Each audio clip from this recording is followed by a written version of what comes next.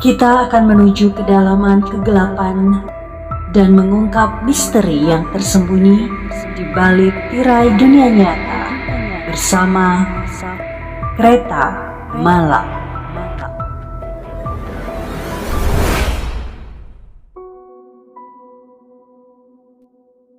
Kali ini saya akan mengajak Anda untuk menuju kisah terjebak di gerbong kereta hantu Jakarta Bandung. Kisah ini bersumber dari Twitter @delisilv.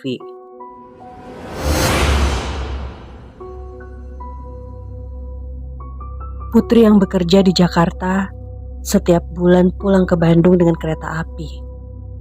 Seperti malam itu, dari kantor tempatnya bekerja, Putri langsung menuju stasiun.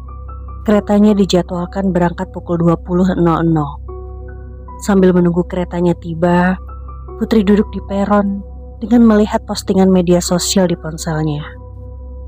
Di tengah kesibukannya, tiba-tiba pandangan Putri tertuju pada seorang wanita di seberang peron.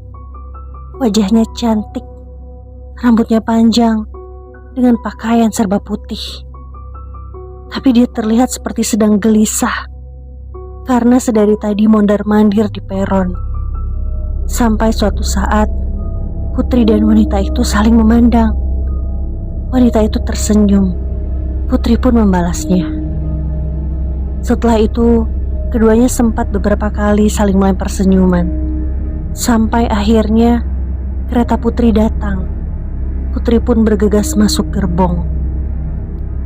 Begitu masuk, Putri sempat merasa heran karena mendapati gerbongnya kosong.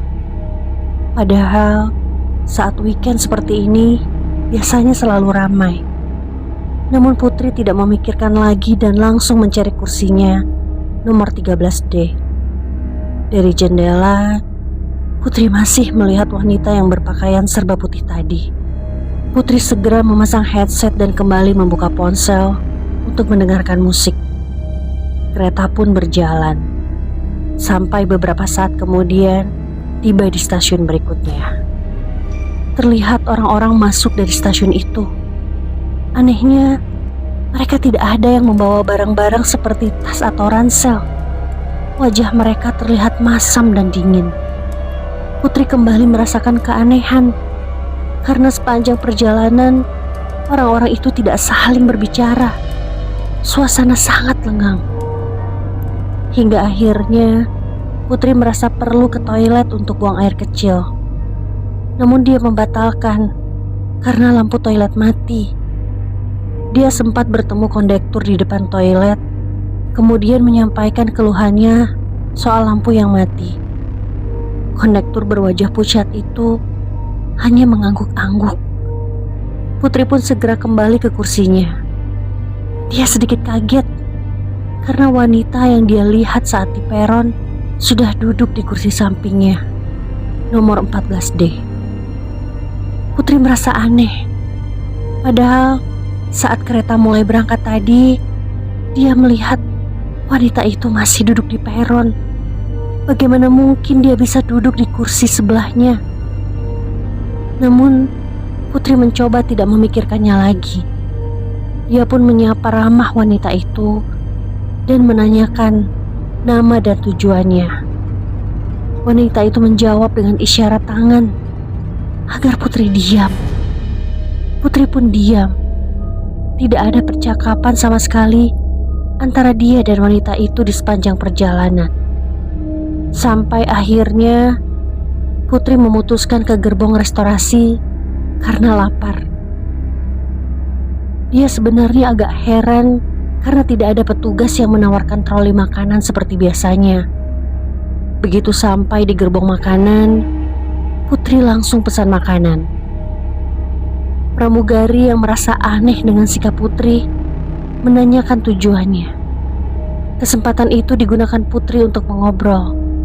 Putri mengatakan dirinya duduk di gerbong 3 ekonomi, kursi 13D.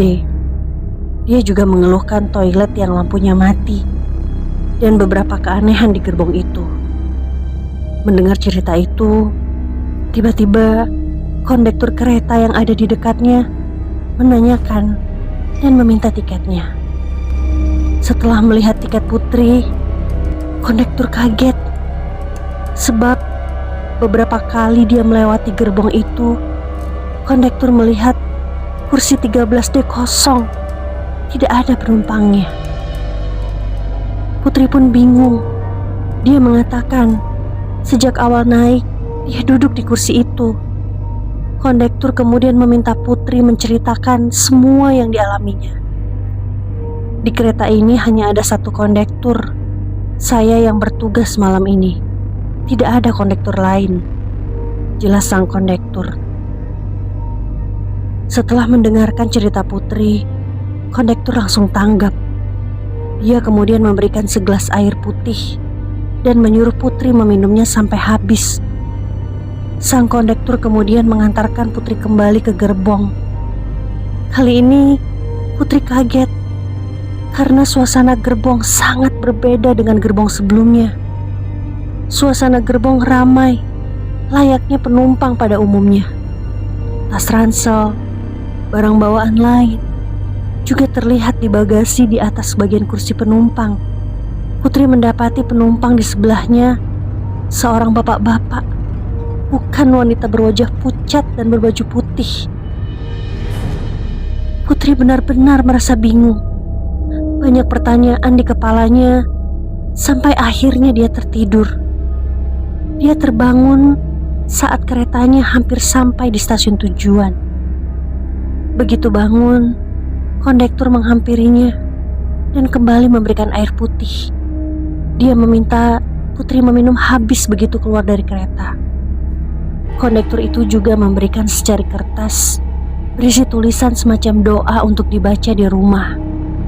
Putri keluar stasiun sekitar pukul 00. Keluarganya sudah menjemputnya. Di sepanjang perjalanan pulang, Putri menceritakan pengalamannya. Dia juga menunjukkan secari kertas dari kondektur ke ibunya dan meminum air pemberian kondektur. Dalam secari kertas itu, kondektur menjelaskan bahwa Putri tadi berada di gerbong siluman yang semua penumpangnya makhluk halus. Wanita ditemui Putri di peron dan kemudian duduk di sampingnya sudah menolongnya mengeluarkan dari gerbong mistis tersebut. Sedangkan air minum yang diberikan kondektur sudah dibacakan doa agar tidak ada makhluk halus yang mengikuti Putri. Begitu selesai membaca surat itu, Putri kemudian membakarnya sesuai permintaan kondektur. Putri tidak percaya dengan kejadian yang dialami. Namun dia bersyukur Tuhan masih melindunginya hingga selamat sampai di rumah. Ikuti terus perjalanan kereta malam, karena mungkin saja akan membawamu pada kisah yang sama.